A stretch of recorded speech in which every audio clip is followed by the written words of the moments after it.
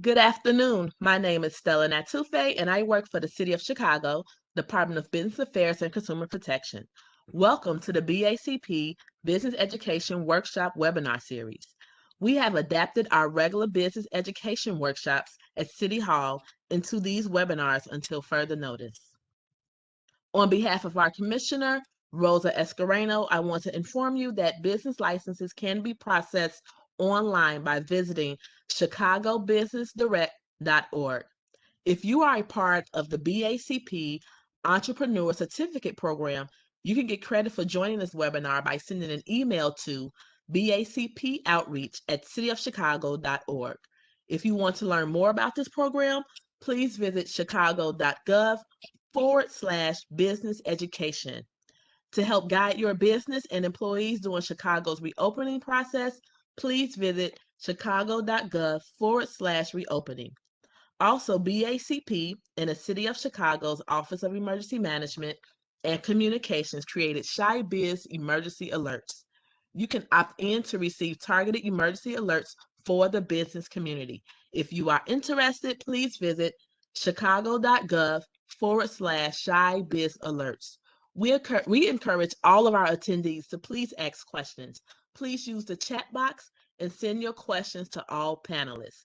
There will be a Q&A session at the end of this presentation. Today's webinar is entitled Transform Your Dream into a Real Startup, presented by SCORE Chicago. At this time, I will now turn this webinar over to Hannah Fernandez of SCORE Chicago. Thank you so much, Stella, Geraldine, and the BACP team for your partnership. Hi, everyone. Thank you so much for joining our Transform Your Dream into a Real Business webinar. If you want to know what it takes to start and run a successful business, then you're in the right place. My name is Hannah, and I'm the chapter chair of SCORE Chicago. SCORE has been around as a resource partner of the SBA since 1964, providing free and confidential business mentoring for business owners across the country. So whether you are a new entrepreneur or you've been in business for a long time, our SCORE mentors could help you start, grow, and scale your businesses. To schedule an appointment with our mentors, go to our website at chicago.score.org. Now, I'd like to introduce our presenter, Jeff Nicholson. With over 33 years of commercial and investment banking experience, Jeff was responsible for client coverage activities of diversified companies in the central United States.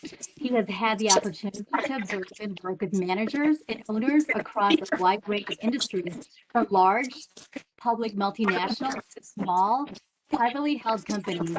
During 17 of those years, he was also a successful adjunct instructor at both the undergraduate and graduate levels in both management and finance. Jeff, you're on. Thanks a lot, Hannah. Good afternoon, everyone, and thank you for participating in this webinar on how to transform your dream into a real startup. I will be your guide today, and I very much appreciate all of you that are listening in.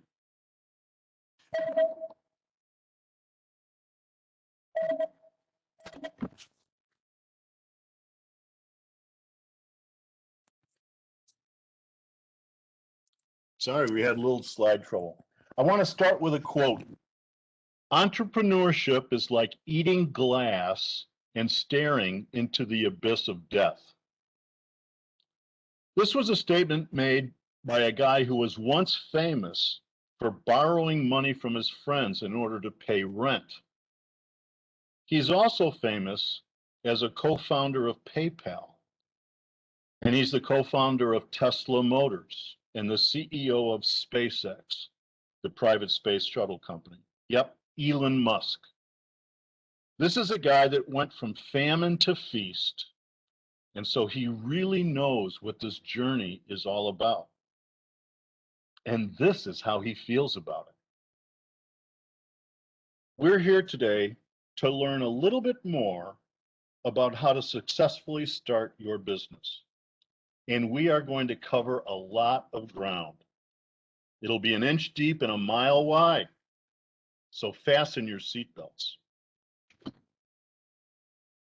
Most of you are here today because you want to know if you have what it takes to become a successful entrepreneur. Well, I think you're leaning in the right direction if this is all you think about. If you are beyond determined, if you take criticism as motivation, if you aren't broke, and if you can cope well with stress. If you do actually make it, that means launching your business, it's a very exclusive club. It's estimated that only 6% of the adult population owns a business as their main job. The downside of being exclusive is a potential disconnect with your family and friends. Many won't understand what you're doing. They won't be able to relate to the problems you face and the questions you ask. The demands for your time will never seem to end. They keep growing because you think there's always more that you can be doing. There's always a project, there's an event, a meeting, or a phone call. Why? Because in the end, it's you, and it's only you. You're accountable. That's your job after all. Unfortunately, most of your family and friends won't get that. And here's another fact often not discussed. Of the roughly 29.6 million small businesses in America, over 80% are one employee businesses. And that percentage has been growing with more web-based businesses being launched. But being in business all by yourself can be a lonely proposition. So you can't let loneliness burn you out. So as you think about that, kind of jot down these notions to help. Make time for family and friends. Plan for social time. Put it on your calendar. Get a hobby if you don't have one. And certainly find a regular chill out time that you can take advantage of. Build a network for yourself. Find a mentor. Find other entrepreneurs to interact with. It's at this time you should be thinking about perhaps recruiting a co-founder or a partner. Consider using co-working spaces rather than your home. It just puts you in touch with people that are in the same situation as you. There's lots of online networking groups that you can join. You can join, or even better, start a mastermind group to use as a sounding board for problems, issues, and things that you face. Just remember that self-worth is not the same as net worth. This slide is no joke, by the way. This picture was drawn by an aspiring entrepreneur to help his family get a sense of what he was going through. Just take a look at that. There will be emotional turbulence. And I'm talking about bouts of severe anxiety and stress. Because you have to juggle so many roles, from salesperson to fulfillment manager to treasurer, you're just going to face countless setbacks. Founders rarely talk about it, but many fake it until they make it. They struggle silently. But in my judgment, the hiding makes the whole thing worse. The roller coaster will tempt you to neglect your health, to stop exercising, to not worry about getting enough sleep. Passion is a big driver for success, but it can also consume you if you're not careful. So if that's a snapshot of what's ahead, what are the most important traits of a successful entrepreneur? Think about it. Conventional wisdom among most observers is that passion is the #1 characteristic of successful startup entrepreneurs. Take a look at the Founders Institute. It got started in 2009 in Mountain View, California. And it's currently the world's largest boot camp for startups. The Founders Institute has launched over 4,000 businesses across 185 cities, which includes Chicago, by the way. But to get into the Institute, you have to take a pre-admissions test to determine whether you have what the Institute feels a successful entrepreneur must have. You have to pass it to get in. So what traits are they looking for? These 4. First is emotional stability. You have to have high impulse control and an ability to maintain calm under stress. Fluid intelligence, #2. Now that has nothing to do with IQ, but it's an ability to quickly learn new rules and apply those new rules to solve problems. Openness is #3, and that's all about creativity, curiosity, a willingness to challenge norms and appreciate what's around them. And last is agreeableness, which really is a measure about cooperation versus antagonism. And it's really about an overall ability to collaborate with others. So the Founders Institute thinks that they have a lock on the DNA of a successful entrepreneur. Now, while the Founders Institute was launching businesses, a couple of venture capitalists and a McKinsey consultant tested over 500 successful entrepreneurs to see what made them tick. Now, when they say successful entrepreneur, they mean an entrepreneur that eventually sold the company that they started or took it public, which is a pretty high bar. And they identified 4 traits which existed in each of those entrepreneurs they studied in some form. One of the traits tends to be dominant, one is secondary, and it's a lot like, if you're familiar with the Myers-Briggs temperament format, it's very similar to that. But #1 was heart. Heart is all about passion, about sacrifice, about an unshakable sense of purpose. It's about setting goals and holding people accountable. Heart was dominant in 65% of those entrepreneurs that were successful. Smarts, again, has nothing to do with IQ. It's about being rational. It's about being fact-driven and focusing on processes. Guts is taking action with conviction. It's being risk tolerant, but not seeking risk. It's about having fire in your belly for the stamina to endure the long haul. After all, this is a marathon, not a sprint. And finally, luck. Luck is not about gambling. It's about having a positive attitude, about curiosity to create your own luck, and an ability to take advantage of luck when it drops in your lap. That was a dominant trait in 25% of the entrepreneurs. Heart, Smarts, Guts, and Luck was a New York Times and Wall Street Journal bestseller.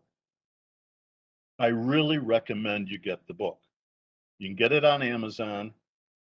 It's a great self-awareness guide. You read this and then you think about yourself.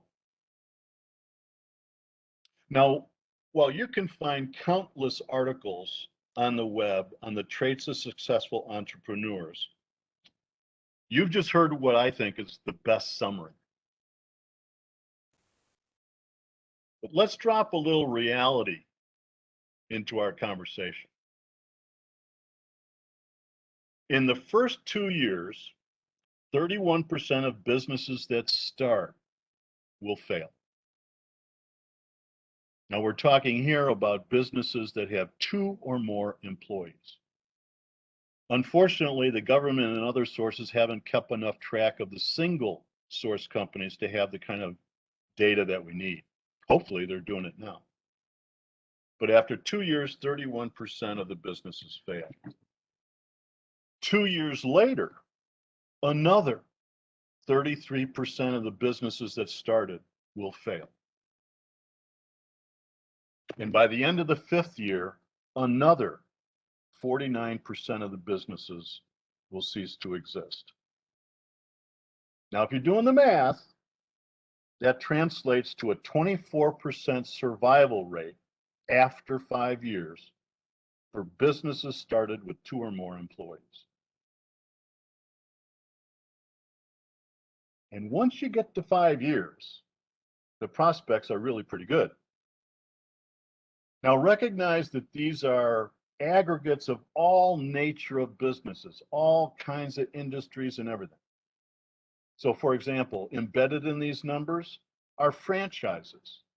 Now franchises have a 75 to 80% success rate. Also buried in here are restaurants.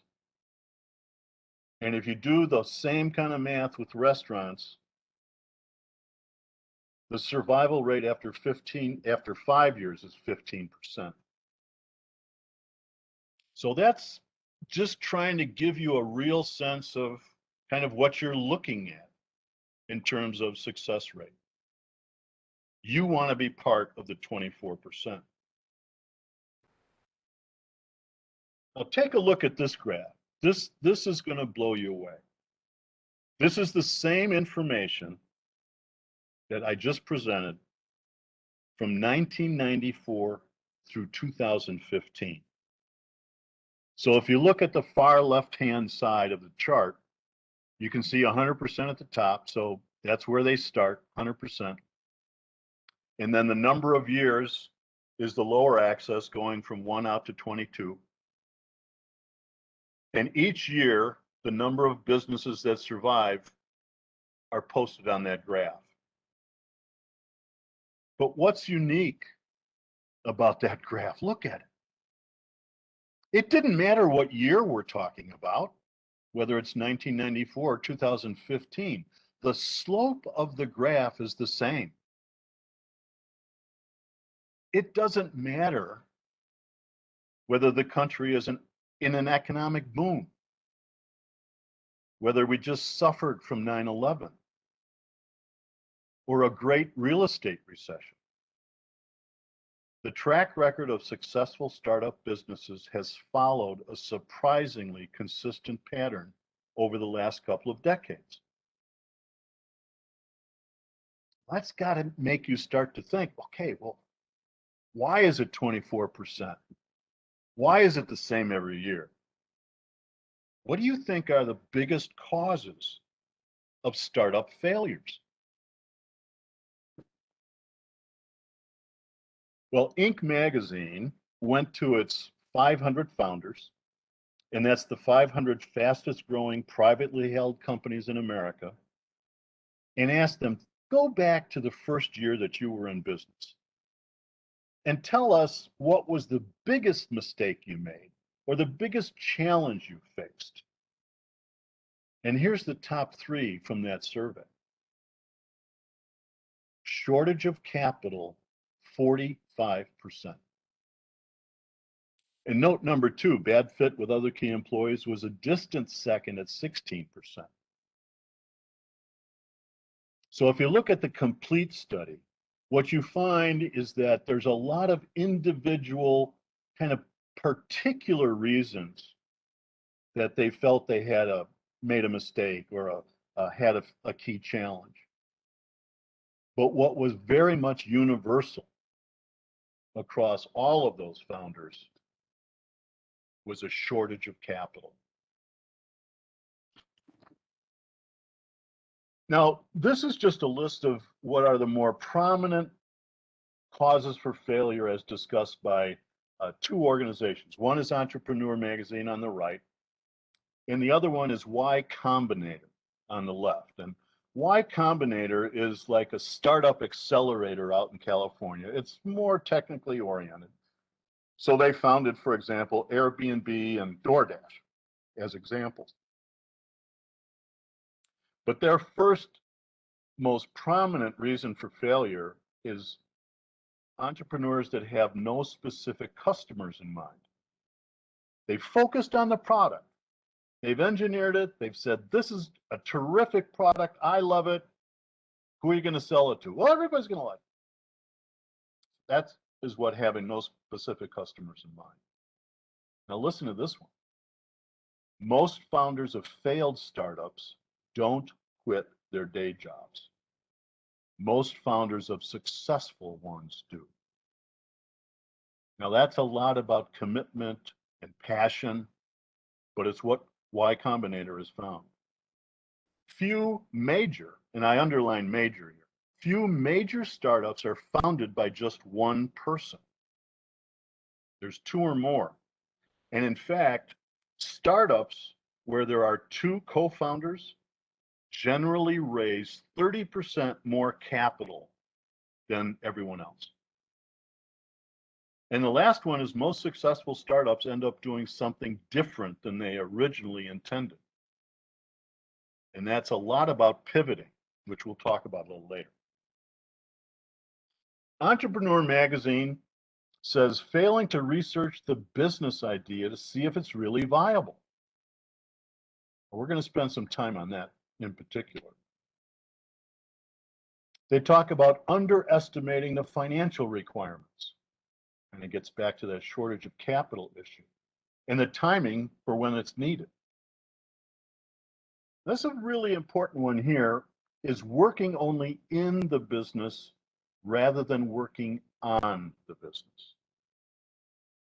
What that means is you're committed to this thing and you're working on it full time and you're taking orders, you're buying inventory, you're dealing with the website, you're talking to this guy, you're doing this, you're doing that, you're keeping up with all the fires that happen day to day. But working on the business is about assessing your competitors, reevaluating the feedback from customers to change your product mix or marketing requirements. That's working on the business. But if you're fighting fires every day, you don't have time to work on it. And that's a big reason for a lot of failures. And finally, miscalculating market size, the timing of entry, and the potential market share. And we'll talk a little bit about that as well. Success is the ability to go from one failure to another with no loss of enthusiasm. This was a statement by Winston Churchill in England.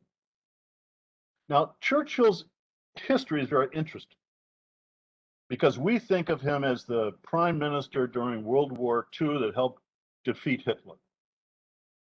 But for many years, his career in public service was peppered with lost elections or joining political parties that wound up being on the losing side of elections. So from 1929 to 39, a lot of people call that the wilderness years of Churchill. So he knows about enthusiasm in the face of failure. Now, all this discussion of failure is not at all meant to scare you. On the contrary, it's to help to open your eyes so that you avoid stepping on landmines. It's here to help you navigate the choppy waters better and increase your chances of being part of the 24%. In my mind, startup failure is about not making something or not providing a service that enough people want or need, period. Paul Graham, who was the co-founder of Y Combinator, which we talked about earlier, he said, the very best startup ideas have three things in common. There's something the founders themselves want that they themselves can build, and that few others realize are worth doing. So now think about your own startup idea.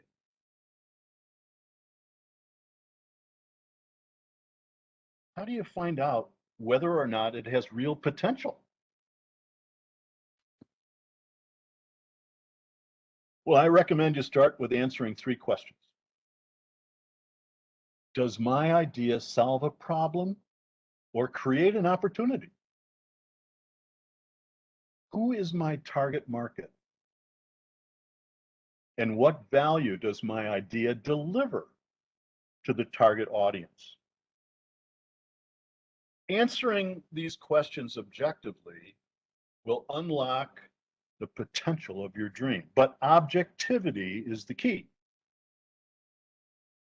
You might not like to hear this, but your assumptions going into this journey might indeed be wrong. You need to recognize that your opinion is actually irrelevant. You must answer these central questions with facts from the marketplace.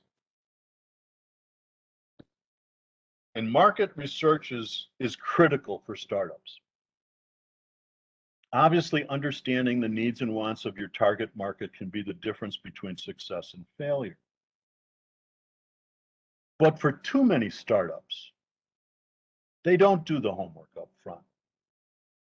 And it can take years to find the right fit in the market. And it's often during that time, they fail to see solid traction in the marketplace.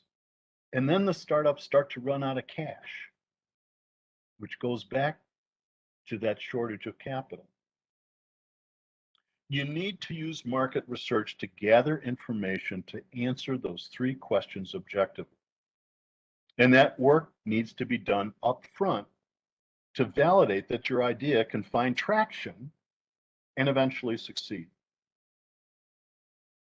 Now, as you can see here, there's two big categories of market research. There's qualitative, I mean, you've heard of focus groups in that, and quantitative surveys. We're going to spend time to talk about a couple of these that I think are very apropos for startups. Now, before you do any kind of marketing research, you have to decide, well, what is it that I'm looking for? What do I really need to know? And one way to start is to clearly identify what your business idea is all about. Some people call this the business hypothesis. And this is an example of what preceded Apple's introduction of the iPod in 2001. People will pay to download music to listen to in public. This was 19 years ago, don't forget. Or actually before that, it was over 20 years. Now, embedded in that hypothesis, as you can see, are three key assumptions. B, the downloading assumption, was validated by Napster, where millions of people, including myself, were downloading music for free beginning in 1999. C, the listening in public assumption, was really validated by the Sony Walkman and later the disc, which had been in existence since 1979. So the real question centered around A, would folks pay to download music? And that's where Apple spent all of its time doing market research. Well, you know what happened. So once you initially decide what you want to learn about from the marketplace, it's time to get out of the building and start talking to people. And I think you can start with family and friends. Some people advise against that, but I say go ahead. You just need to recognize you can't stop there. You have to go to people you don't know. So first, you do the discovery interviews. You should really talk to 10 or 20 people and discover how they currently are dealing with what your startup idea hopes to remedy. So you ask, well, how are you solving that problem today? What's frustrating about the solution? Where is solving the problem in your priority list? And if you solve it, how would things be better for you? You want to learn whatever you can from these interviews, so you have to listen very intently. And you have to avoid trying to sell them on anything about your idea. Shut up and listen. Now, if after those discovery interviews, you think you're really receiving a clear indication that there's something there that these people are suggesting could be better, then you conduct what is called the solution interviews. And again, get 10 to 20 people. They should be different 10 to 20 people than the discovery interviews. And you kind of tell them what the problem is. And then you give them your solution. But you're only providing some high-level features of your solution. You should probably tell them what you don't solve with your business idea, and then suggest some pricing. Again, do not try to sell them on anything. You want to sit back and listen because you want to gauge their willingness to buy. And it's at these solution interviews, you may want to use a prototype product or what they call a minimum viable product. That's where you can really start to get some tangible feedback from the marketplace. But these initial interviews are a must, in my opinion. And it's remarkable how many founders are unwilling to get out of the building. Now, actual primary research can be very expensive and is normally reserved for larger companies that have a big income statement and have been around for a long time. But online surveys have become a great vehicle to collect marketplace feedback. A survey tool platform is digital software that enables you to make and send a multitude of surveys out into the marketplace. These platforms provide templates, they provide sample questions, and then at the end, they collect the data from the respondents. They provide some filtering capabilities and analytical tools like graphs and charts. And most of them provide what they call branching or skipping logic, which is setting up different questions in response to answers given. So if you answered no, then you jump to question 6, that kind of thing. Now, these are 10 reputable survey tool platforms, most of which have low cost or even free options for dipping your toes into the marketplace.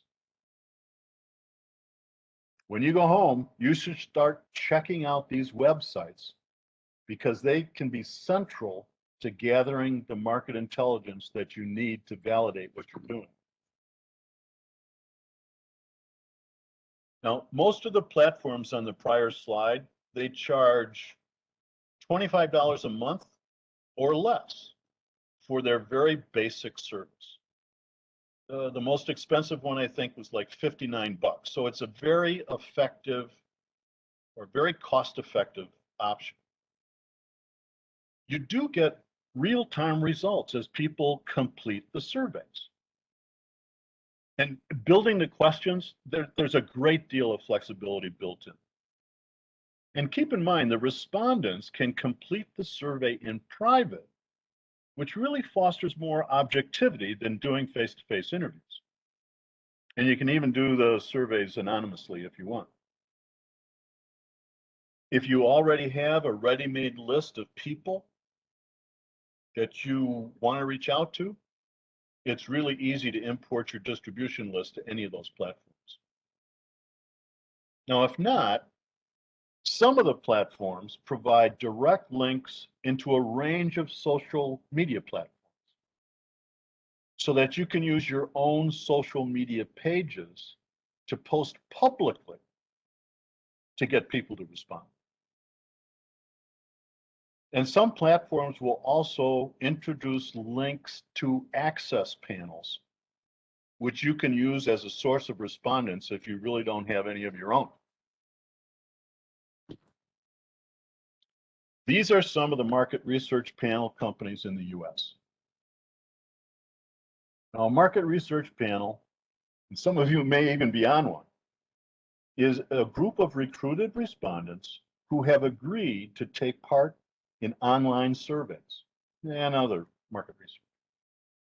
They've usually shared an extensive amount of information about themselves and their households, which can be used to help tailor the sample base that you want to survey.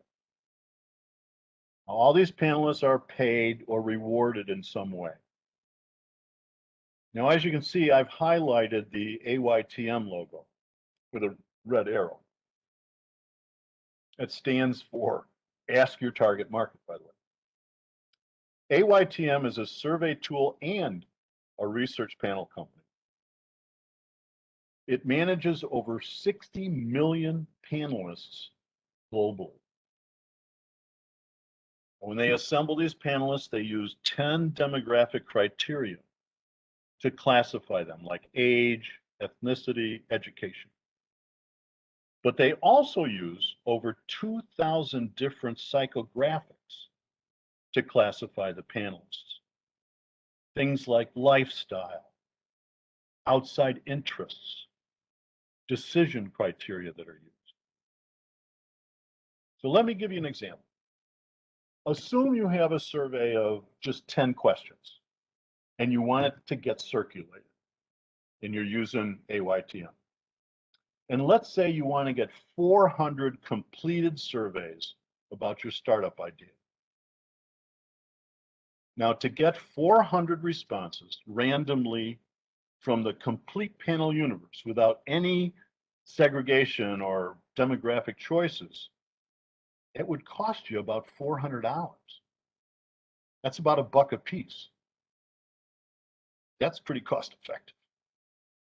Now, if you think you need to segment your group, your respondents a lot more, let's assume you wanted to get the same 400 completed surveys, but this time from single women between 25 and 45 who work part-time and have income between 50 and 75,000. That would cost you about $3,000. Again, it's not outlandish. The more you want to segment, the higher the cost. They just have to go through more of their population in order to qualify. It is really worth checking out these market research panel companies, believe me. Listening to the marketplace can provide you some feedback that sometimes throws a wrench into your plans. But successful entrepreneurs are always prepared to pivot. A pivot just means changing the direction of your business when you realize what you're doing isn't really meeting the needs of the marketplace. You got to make a change. In 1891, William Wrigley moved from Philadelphia to Chicago to go in business for himself. And he formed a business to sell Wrigley's scouring soap. Now, to enhance sales, he offered a small premium of baking powder as an incentive to buy his soap. A year later, in 1892, he concluded that the baking powder was actually more popular than his soap. So, not discouraged, he switched to giving few sticks of chewing gum as an incentive for buying his baking powder. But he soon found out that chewing gum was more popular than the baking powder. So in 1893, a year later, Wrigley introduced juicy fruit gum. And he never looked back. That's what we call a Chicago pivot. Validating your idea with market research prevents achieving failure. Excuse me. There's nothing more wasteful than brilliantly engineering a product that doesn't sell. When you create something that nobody wants, does it really matter if you do it on time, on budget, with high quality, with a beautiful design? I don't think so. Remember, people don't buy your product or service. They buy what your product or service can do for them.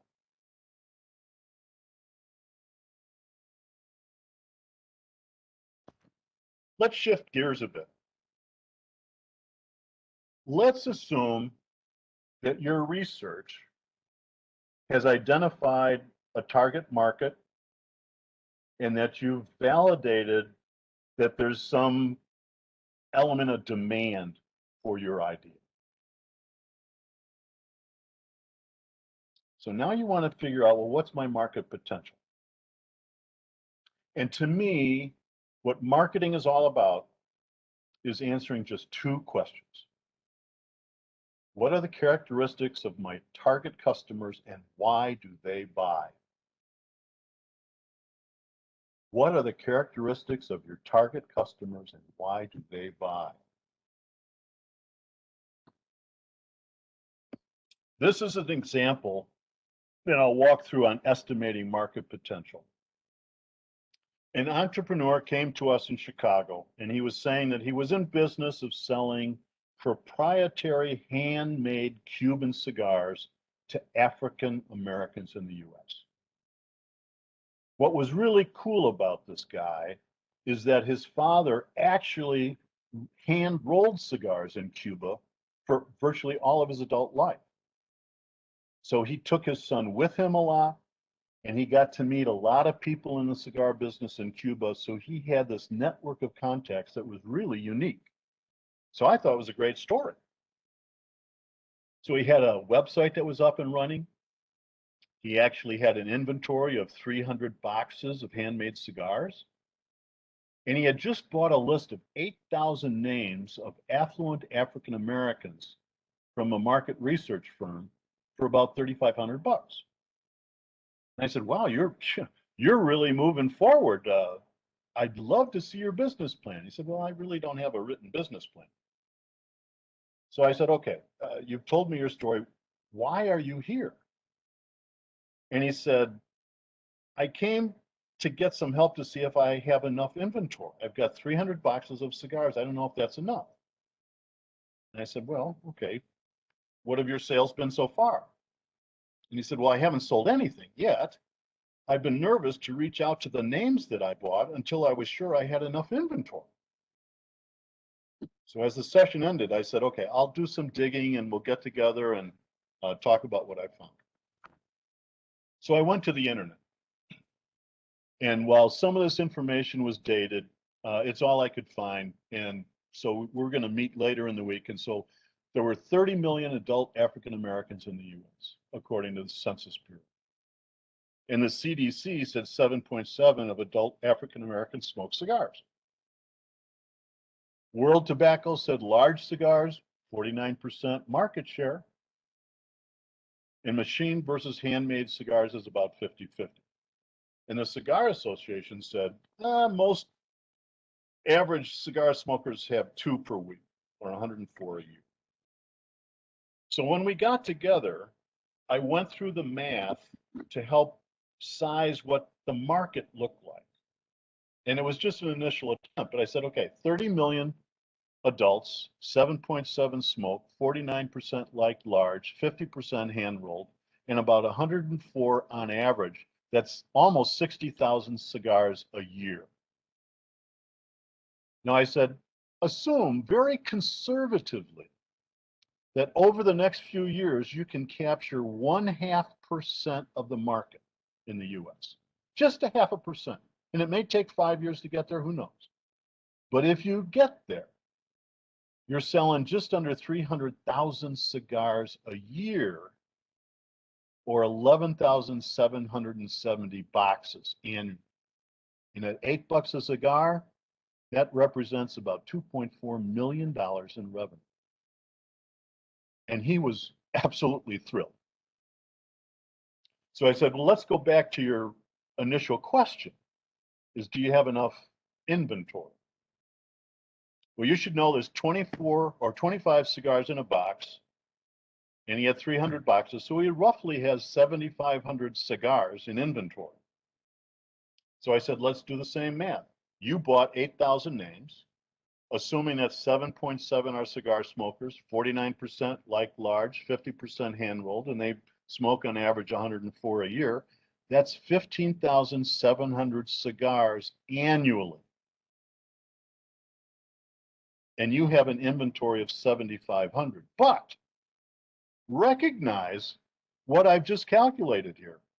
This 15,700 cigars assumes that you will capture 100% of every cigar smoker in that sample population, which is not possible. But even if you did capture 100% of the cigar smokers, you've got 7,500 cigars, you've got 6 months worth of inventory if you captured everybody. So you need to get out there and start marketing to those names like yesterday. Now, I'll grant you that this example appears to be somewhat easy. And there's some truth to that. I mean, the entrepreneur had a very specific definition of his target market population. And then we could go get the information to surround it to come up with something that's tangible and somewhat scientific. But the key thing here is being able to target your market, to be able to define who am I going after. A lot of people are reluctant to narrow their focus because they don't want to miss anything.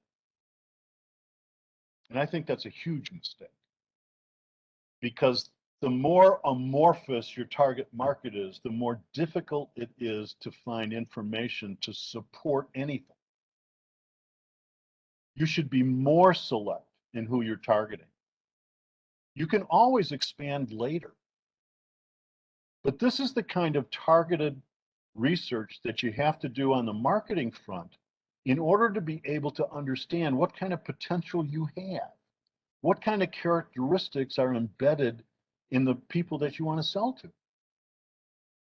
And like I said, you can always expand later.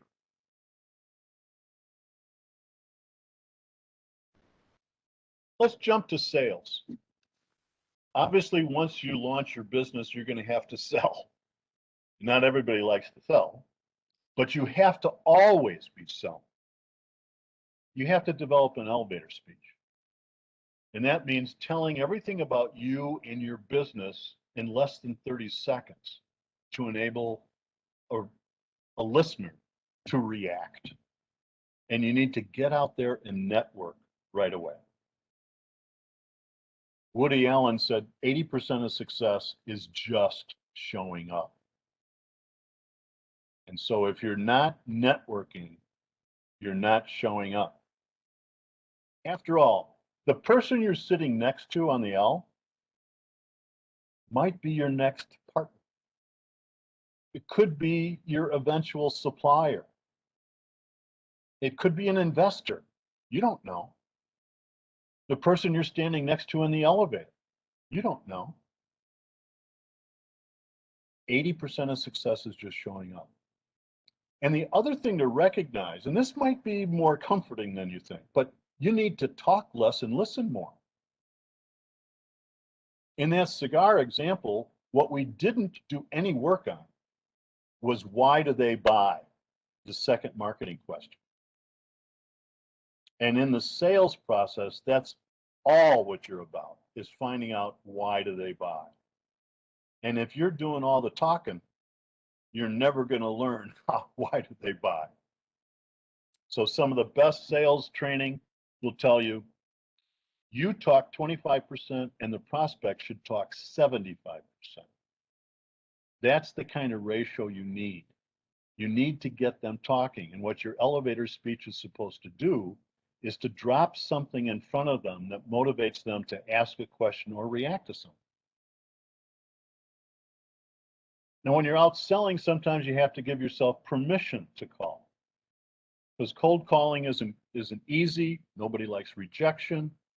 So sometimes it's good to drop off a business card or a brochure or something to somebody that you're targeting, so that when you do approach them, you're just following up on something that you left out, so that you're giving yourself permission to call. Start building your email list yesterday and keep adding to it every day that you can. And the other thing you need to do is you need to start a blog and start developing content. You have to obviously have a website. And think about how you as a consumer, how do you buy? You look at websites, you look at products, you look at services, and then when you're really starting to get interested, you do a little digging. And what are you looking for? Oftentimes you're looking for credibility. You're looking for reliability. You're looking for knowledgeable company people. You can go out and hire people that do nothing but collect stuff about your industry and get it in shape to post on your website to act as content. You can even react to the postings to show that you're reliable and credible. But you have to develop content, because that's how we shop. We look for those traits. It's not just the product and the price, it's more than that. Today, online video represents about 70% of all internet traffic. So if your website doesn't have videos, if you're not on YouTube, I'm not sure you exist in the internet. Well, let's talk a little bit about price. I mean, we could spend an afternoon on any of these subjects, but I think price is the strongest signal as to value or position in the market. A lot of people say, well, I'm going to introduce my product and I'm going to underprice the competition. You just have to be careful, because the perception you may be creating is that your product is inferior to the competition. You really let customers choose how much to pay. Now that sounds crazy, but I'll give you the best example with Sears in the early years. You went into their hardware store and they had better, best, and good.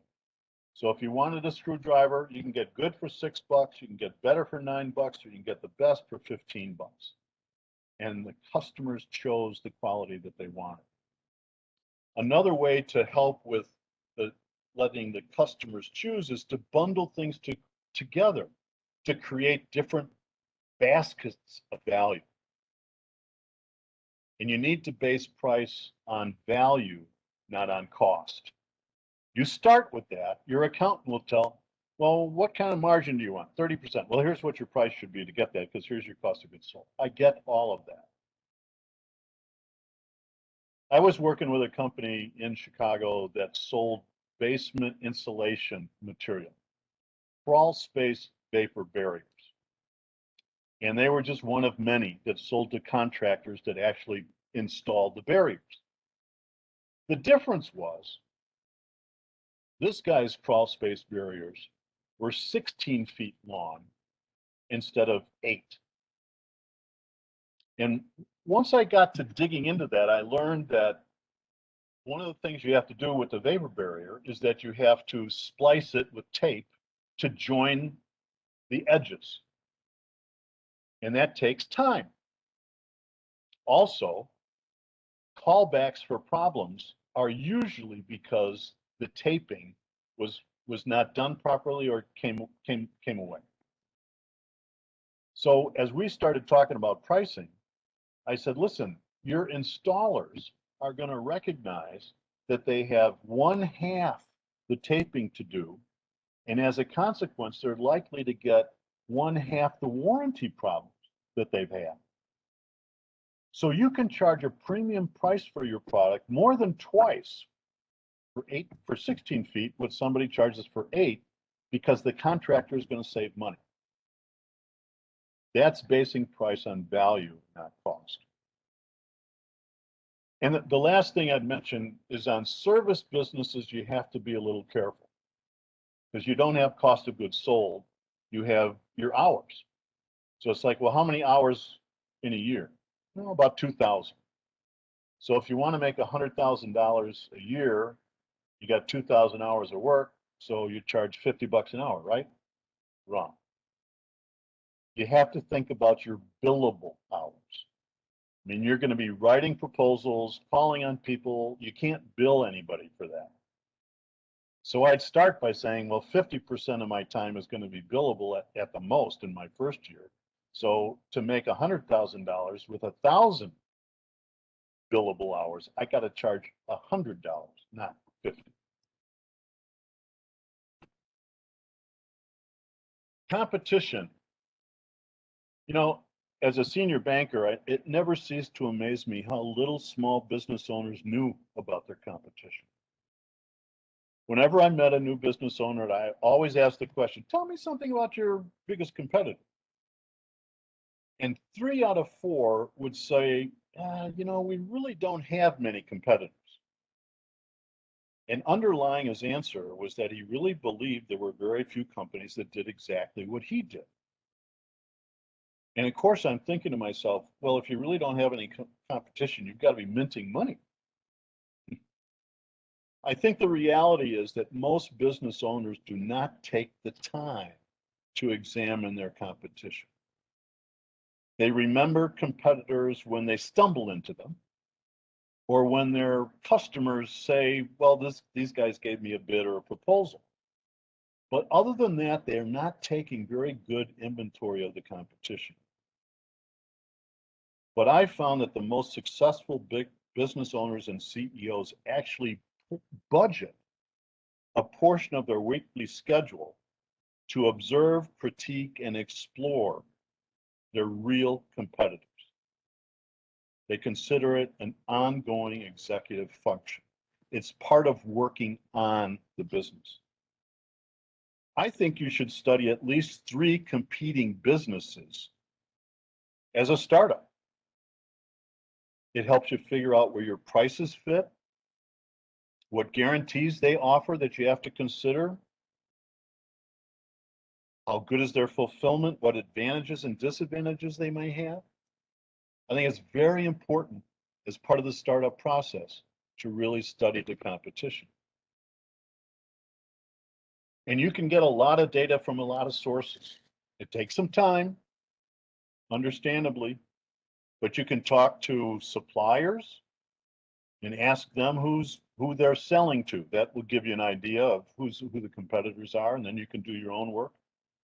I think trade associations are a great source because a trade association's job is to promote the industry segment they're representing.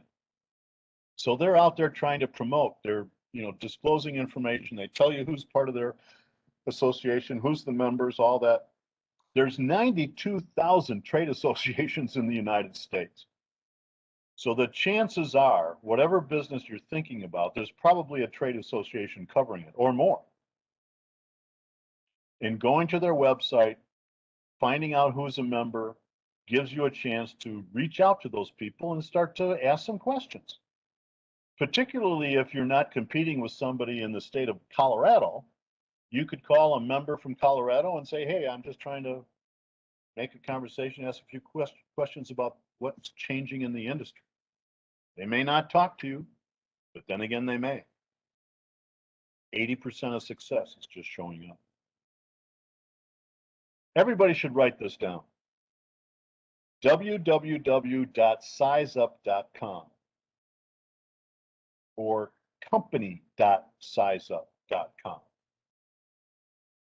This is a free service you can register for.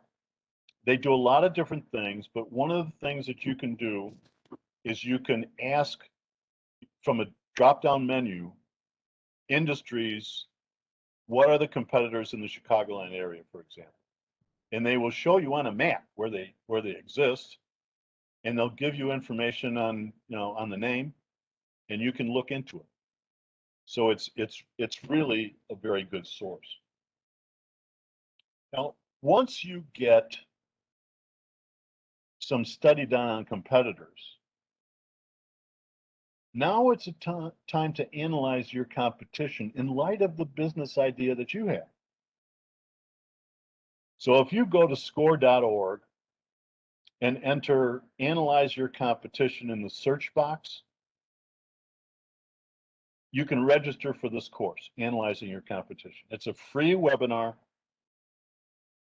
and it will walk you through how to organize the information you've gotten on your competitive analysis. And it helps you to perform what they call a SWOT survey. That's analyzing strengths, weaknesses, opportunities, and threats. And all of this is designed to help you with your business plan, which is very critical.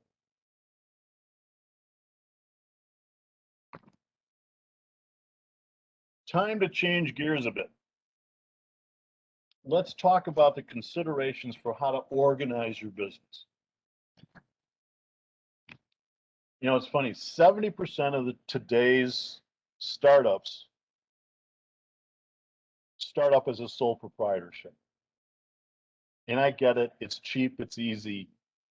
But what it doesn't do is it doesn't protect your personal assets from lawsuit liability. And neither does a partnership. In fact, in Illinois, even without guaranteeing a loan, all partners guarantee a loan from a bank, just by law. So I don't think you should be organizing a business that subjects your personal assets to some risk. So that's why you should either organize as a limited liability company or LLC, or a conventional corporation, C corporation. Now, LLCs, less paperwork, less record keeping, and less costly to set up. There's a couple of other advantages. One is that you can be taxed any way you want. You can be taxed as a sole proprietor, as a partnership, as a pass-through. You can be taxed as a corporation. You can pick any kind of tax format you'd like. Another advantage is that LLCs don't have stockholders, they have members. And so let's say you have a member that wants to get a piece of the business, but all they can do is contribute talent. Let's say they'll run the cash register and deal with the inventory and do all the financial statements. So you could arrange to give them a certain percentage of the LLC for the services that they provide. You can't do that with a C corporation. They have to actually buy the stock. Now, a C corporation has some advantages too. Number one, you have different classes of stock. Some may be voting, some may be non-voting. You can transfer ownership from one person to another by selling the stock. You can't do that in an LLC. But the biggest disadvantage of a C corp is that you will pay income taxes on the profits, and then if you distribute the profits by way of dividend to the owners, then the owners have to pay taxes on the dividend. So it's a double taxation, and that's the biggest disadvantage. So to avoid that, most small businesses elect a subchapter S election with the IRS. And what that means is that the profits of the C corporation flow through directly to the individual owner's personal tax returns. Now, the only thing that's important to recognize about taking the S selection is that the IRS is kind of finicky about what really represents reasonable compensation for the owners. So if you're going to rely only on the dividends, for example, as your compensation, not on wages, they frown on it. And they'll start taxing the distributions at a higher rate because of that. But understandably, the most important consideration here, protect your personal assets from any liability. Why would you do otherwise? I had an event planner at a program when I was talking about this who came up afterwards and said, I'm just an event planner. I organize a sole proprietorship. I don't see a need to go through all this rigmarole. And I said, that's interesting. I wonder who the event planner was for the Indiana State Fair where a windstorm collapsed the stage and killed a few people. She said, okay, I guess I get you. Once you start with your business organization, that's only step one. Now you have to register it. And that's step two. So registering a corporation or LLC is done at the Secretary of State. You do it online. It can be done rather painlessly. It costs some fees, but you have to register your business with the Secretary of State. If you're a franchise, you register with the Attorney General. Now, the other thing you have to worry about, not worry, but you have to find out about, is about business licensing. Now, when I think of a business license, I think of a doctor, a lawyer, an accountant. Yeah, those have to be licensed. But if you're an interior designer in Illinois, you got to be licensed. If you're a nail technician, athletic trainer, a dog trainer, you have to be licensed in the state of Illinois. Now, it's not just in the state of Illinois because Chicago has its own licensing parameters. You might find that you need to be licensed in both jurisdictions, or you don't need it at the state, but you need it in Chicago. So you need to delve into what are the licensing requirements. If you opened a business in Aurora, they don't have any licensing requirements. So each municipality has their own peculiarities, and you need to find out what those are, because you don't want to get cited for operating a business without a license. Now, if you have employees, then you can have a whole nother set of issues. You need to know about the labor laws, workman's comp, OSHA. If you have, there's immigration laws, you have to certify the identity and work eligibility. There's a retention requirement for that information. If there's employees, you have to get their tax ID number, collect their taxes and their FICA payments and remit those to the state. So you need to figure out all those other government regulations, all of which are time consuming, and somebody's got to do it. It's going to cost you a little money. And if you have products that have barcodes on them, you have to get a unique company in order to have that barcode. Now, let's jump ahead here a little bit. This is a slide that shows you the topics on the right, and these are a series of all the websites that you need to go to do all the things we just kind of ran through quickly. And you'll notice at the bottom of the slide, there's the website on how to get a company barcode number. Now you can go to LegalZoom.com to help out with starting your business, but you can also go to Chicago law schools.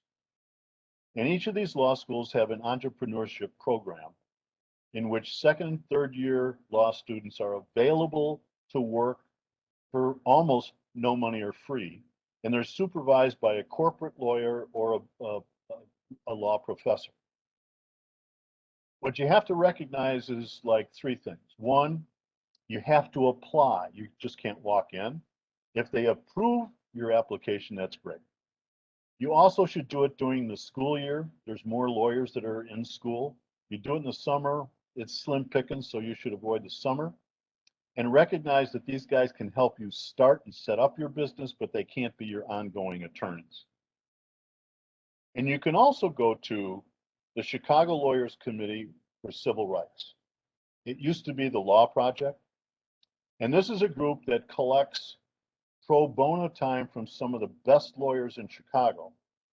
And small business and startup is part of that. A great deal of it is civil rights, understand, but they also do it for startup companies. And so it's another great source to look into. And you can also use illinoislawyer.com, which is another source. Now, every owner needs a group of advisors. And these are the 5 that you really need to have. And in quick fashion, you really wanted, this is like dating. You need to make sure that there's 2 things that are present. One is that you've got some good chemistry with the person. And secondly, that they have some reasonable knowledge about your business space. I mean, if you're talking to a lawyer that deals with manufacturing companies and you're a retailer, that's not a good match. If you're dealing with an insurance agent that does a lot of work with,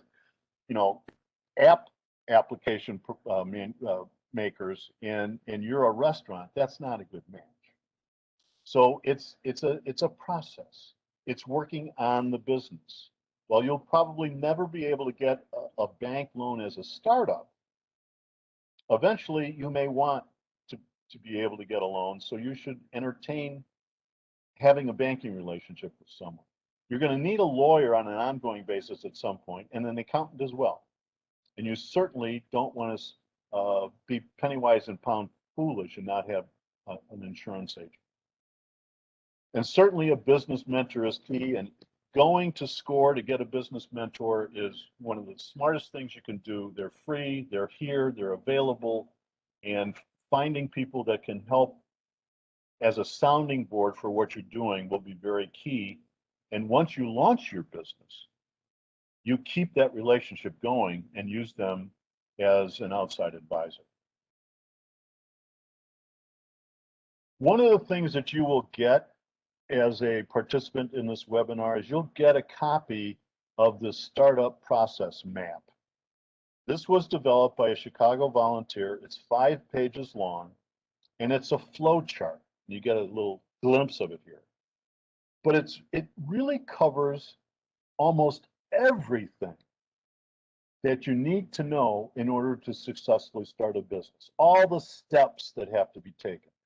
Now, granted, they may not all apply to you, but at least you've got this huge process that you can look at. It's written down, and you can ask yourself, should I look at this? Need I do this? If not, fine, cross it off.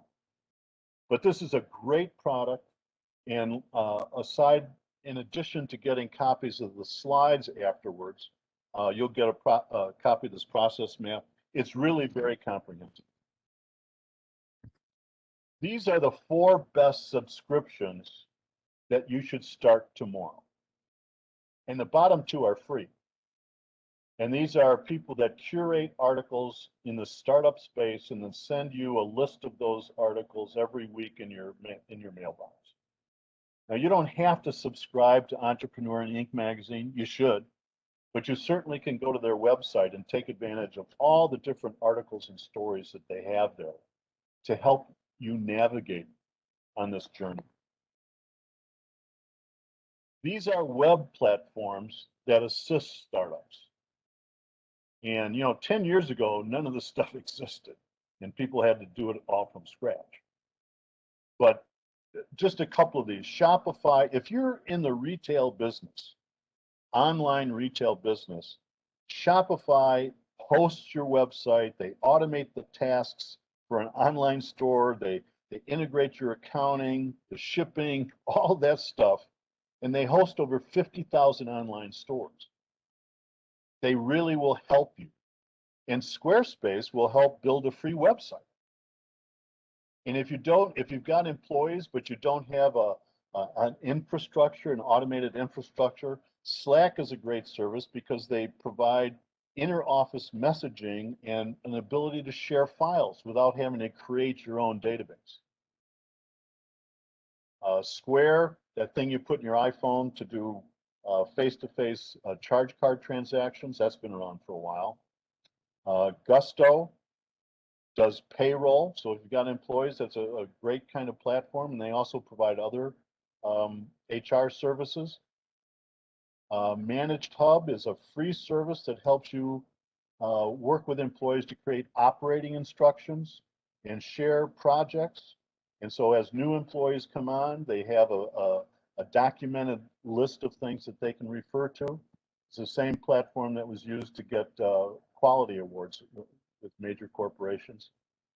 And Stripe is an interesting competitor to PayPal.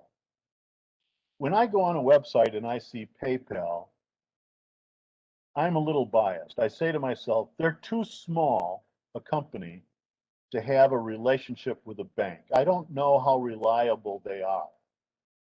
Stripe is a company that gives you access to all these charge card platforms without saying that it's Stripe. So it appears on the website when you use your American Express that you're using American Express and there's no middleman, even though there is. So it's a great option that helps kind of manufacture some credibility and size for the people that are out there shopping on your website. There's more and more of these platform assists that occur all the time. And so looking for things that you need assistance on, there's got to be somebody out there that provides some economical advice and service to help you launch. I think these are the best websites for you to explore. Obviously, Score Chicago, Small Business Administration, these are key. But these other ones, you should start bookmarking them on your PC, notepad, or iPad. Don't use Google, but use their research box to find things that are specifically there for startups. You should start exploring these websites tonight because it will give you a lot of information, a lot of stories, a lot of experience that will be very, very useful to you in the long run. This is a list of incubators and accelerators in the city of Chicago. Now, a lot of people in the press confuse the two and they use the terms interchangeably. They are not. Incubators are building out a business model to actually launch. So this is for businesses that don't exist yet.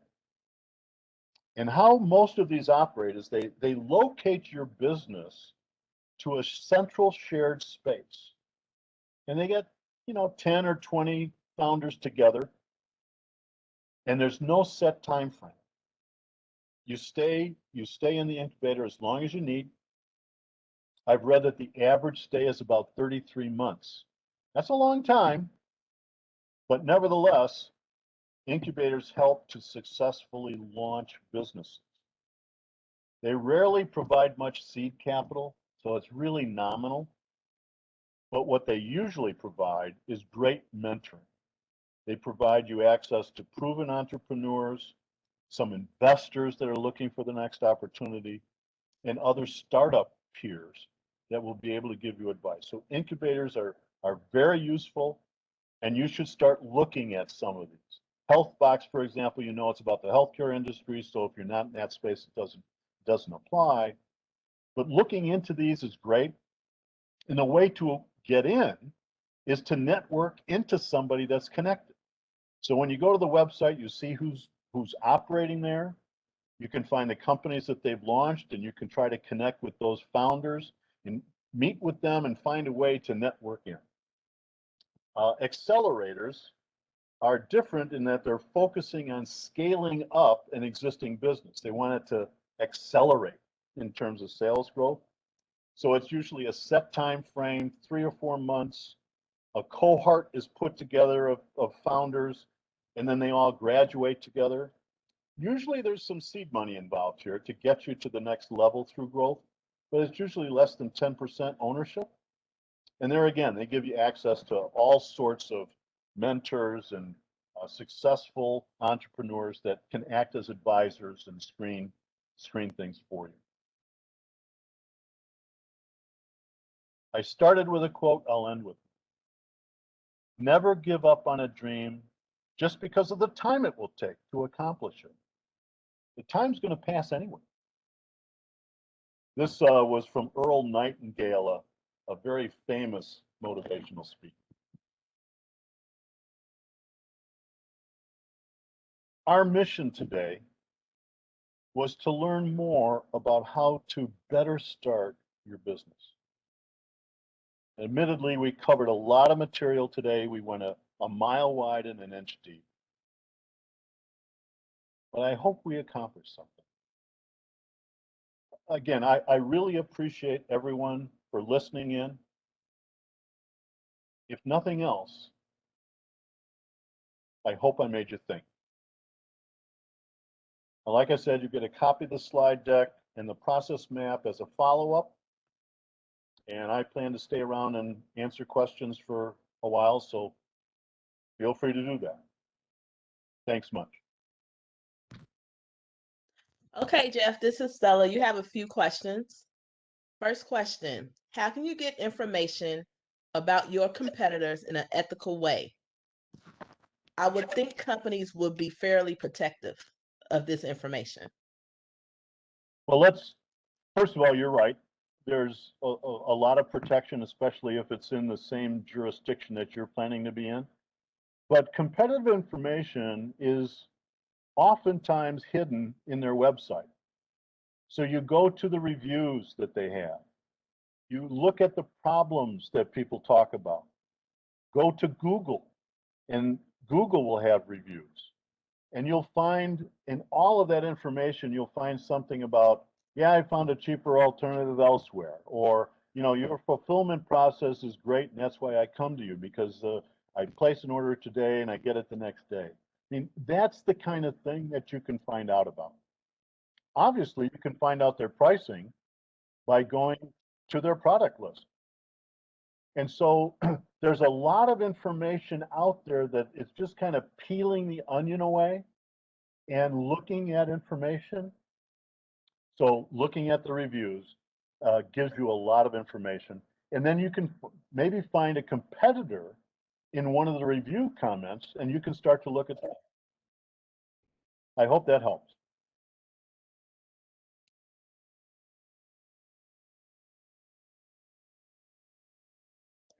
Next question. Does the web platforms that you mentioned work together? For example, Stripwork and Shopify together? I don't know. I can't answer that question. I do know that most of these websites that assist businesses have lots of integrative capability, but I think you'd have to go directly to the source to get an answer to the question. Sorry. What space resources for small businesses, for small business that need a commercial address to get a Chicago business license? I think I can answer that. Can you please send us an email to bacpoutreach@cityofchicago.org? Again, please send us an email at bacpoutreach@cityofchicago.org, and one of our business consultants will respond to you. Thank you much. Mm-hmm.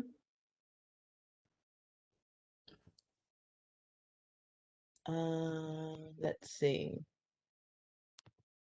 They're telling you, thank you very much for the webinar. They said you gave out great information.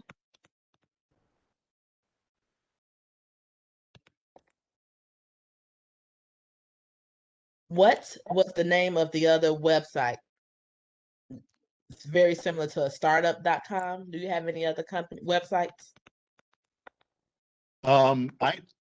I didn't. I gave a lot of logos on the startups. So, you know, there's the Startup Garage, and which is a great website. But once you get the slide deck, you'll see all of those logos of all the startup websites, and you know, it'll be easy for you to locate them. How do you know when to start the process of legally forming your business? Well, that's a good question. To me, it's a function of once you get some validation of the marketplace. That to me is kind of a key milestone.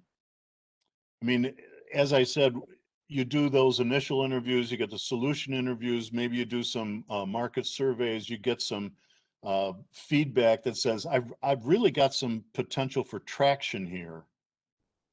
Then you can start exploring that. But, you know, at the end of the day, having a comprehensive business plan that you can work from is another key element. It doesn't have to be long. It just needs to cover the necessary elements. And we've got a webinar on business planning. But the process of setting up a business, the legal process is rather straightforward and simple. I mean, you do it in a couple of hours. And it probably costs you $100. So it's not terribly expensive.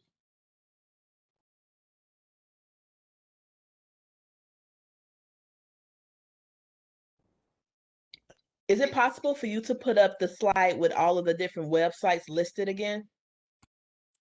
I will do that. Is this the one you're referring to? This is the one on the websites to explore.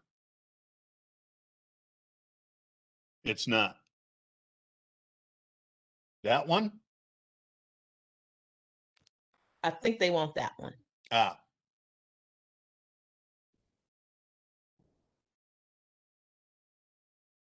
You can have that one too.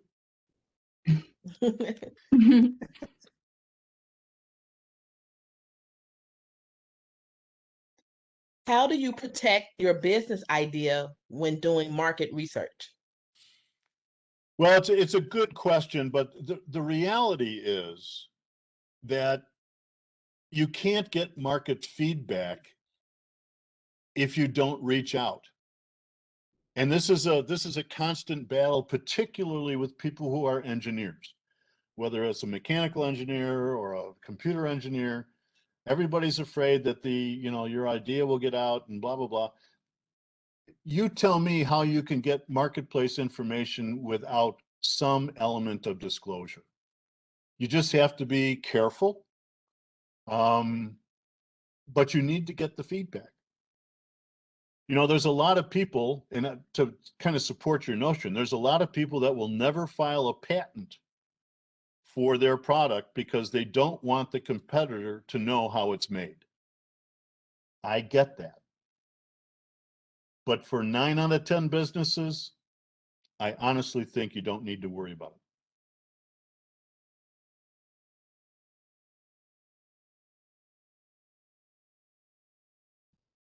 Let's see. What low-cost legal service do you suggest? Well, I think going to the law schools in Chicago is a great opportunity. And other than that, going to the Chicago Lawyers Consortium is another good one, because there you're getting not only somebody that can help with your startup, but they can actually potentially be an ongoing source of legal support once you launch. But let's face it, a lot of people just get it done with legal Zoom. I mean, it's not necessarily rocket science for most businesses. You kind of have to decide, is there something really unique about my structure, either because of insurance or whatever, that forces me into a box that requires a little more counsel.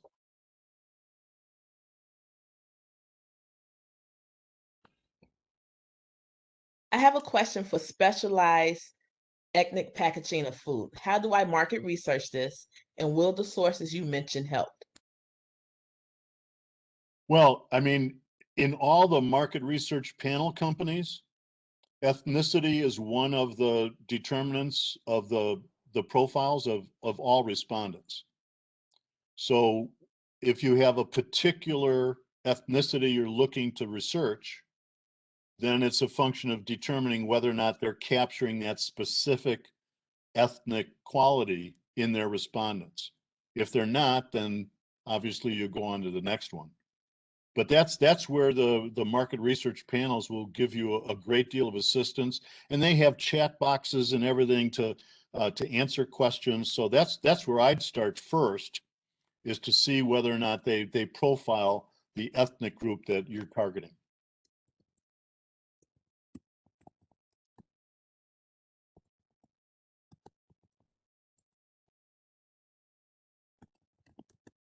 I'm scrolling to see more questions. They just have questions about the slides, which you have reposted.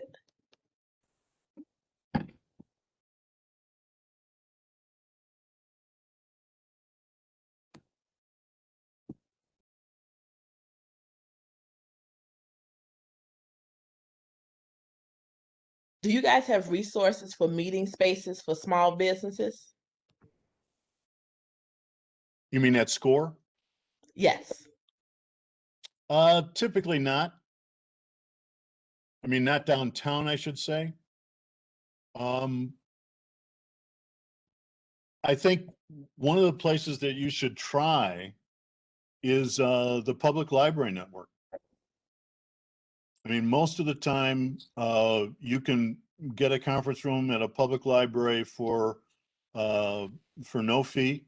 You just call in advance. It's a great, and there's libraries all over the place. So I mean, that's a really good source, and it provides some privacy as well.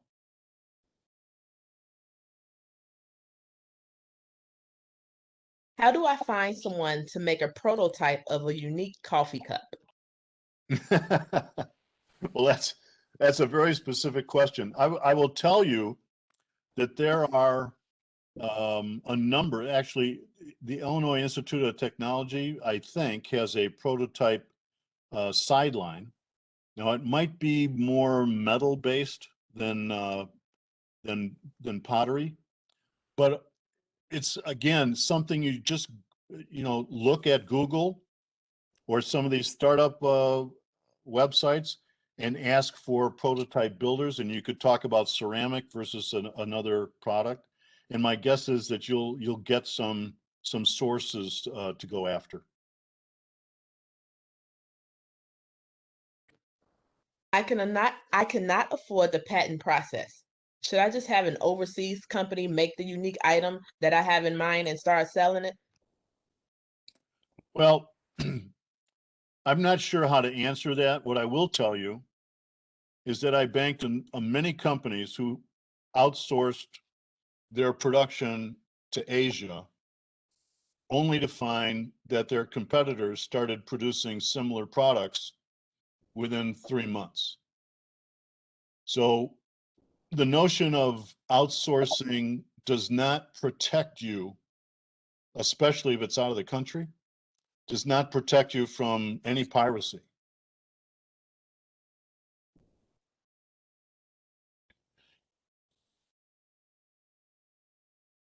Okay.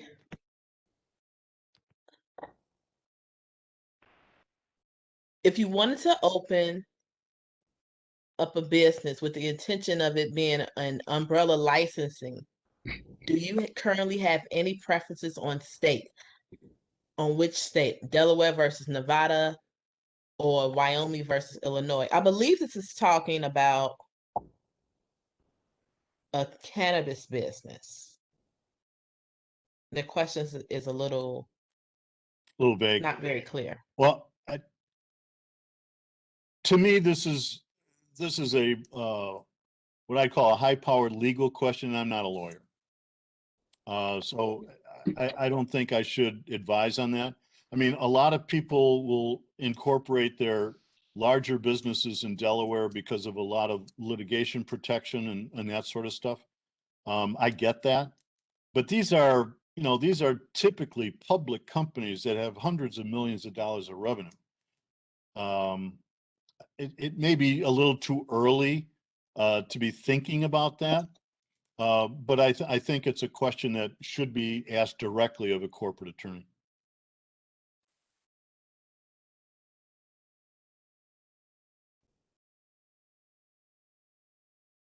I see we have another question regarding business licenses with the City of Chicago. Please send us an email at bacpoutreach@cityofchicago.org, and one of our business consultants will contact you. Again, that email is bacpoutreach@cityofchicago.org.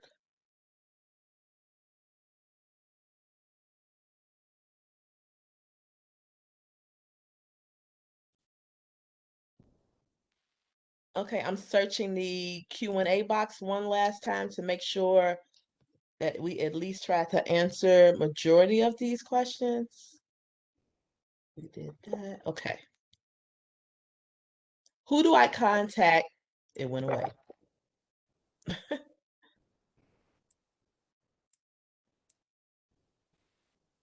Oh, Can I use this information for nonprofits? Go ahead. Can I use this information for nonprofits? Yeah.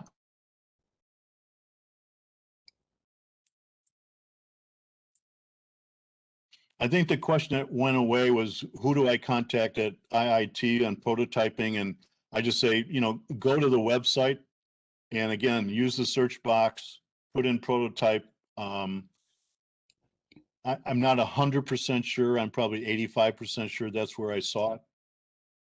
The other thing to answer the prototype question is go to the Illinois Innovation Network website, which is on this page.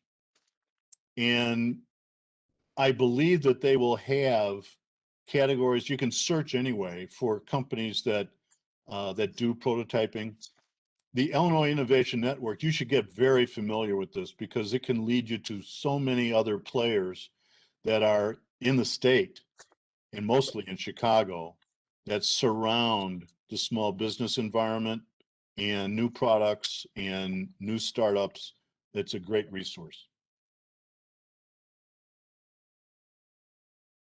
Do you recommend QuickBooks to keep track of accounting in the very beginning? Yeah, I think QuickBooks is a good product. And there's a lot of accountants that use it. And depending on your industry segment, they have some very specific software for designated industries that can be very helpful.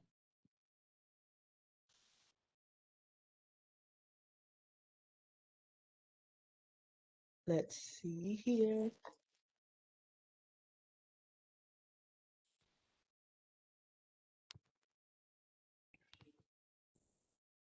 The business flowchart sheet, would this be emailed to us? Yes, the process map. BACP will send that along with the slide deck. I'm not sure about the time frame. You might let them know.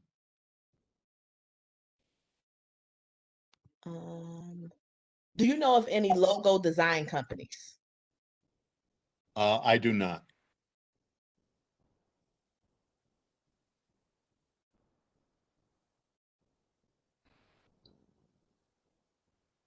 One last overview. Let me go back to the chat box.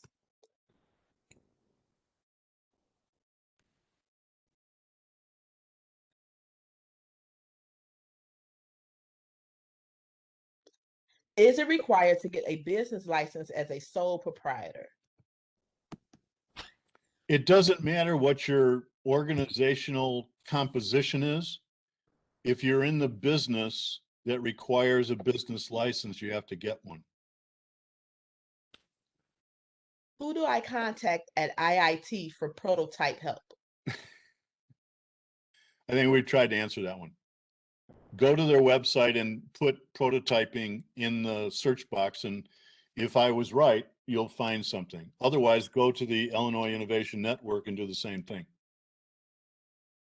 Okay, Jeff and Hannah, it looks like there are no more questions. I've checked both the chat and the Q&A box. So any last words? Let's start with Jeff. No, I appreciate everybody's participation. I hope that this information, once you get the slides, will actually come to life for you. But I would really start exploring some of these websites to collect more data, points on whatever your stage is in, because you'll get a lot of information to read and digest, and it will be very helpful. And you should contact a mentor at SCORE as soon as you can. And Hannah. Stella, thank you so much. And Jeff, outstanding presentations always. And we also have our teammates behind the scenes, Geraldine, Ezzy, and Toma. I appreciate the teamwork. And to those of you who joined in today, thank you so much for really taking the time to invest in yourself and your growth. The fact that you're here today shows that you really are serious about your growth and continued success. And remember, just like what Jeff and Stella said, you're not alone. The City of Chicago BACP and SCORE Chicago are here to support you. So please stay connected with us. Keep attending the webinars and schedule that appointment with our mentors. At SCORE, the mentoring sessions are always free and confidential and can be scheduled from our website at chicago.score.org. Again, thank you for being here with us. Hope to connect with you again. Until then, stay well and bye for now. Thank you guys very much for participating, and thank you for this very informative webinar. Again, if you are a part of the BACP Entrepreneurship Program, please send us an email at bacpoutreach@cityofchicago.org for you to receive credits for attending today's webinar. To learn more about our upcoming webinars, please visit our website at chicago.gov/business education. Thank you. Have a great day. Bye. Thanks, everyone.